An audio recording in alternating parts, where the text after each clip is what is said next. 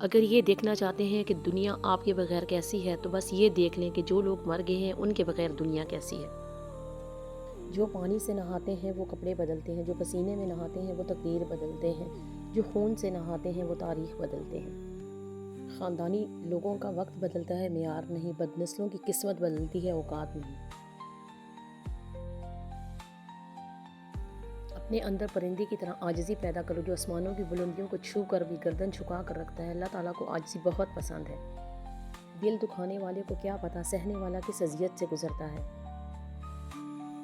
بے بس انسان کا علاج صرف سجدہ ہے۔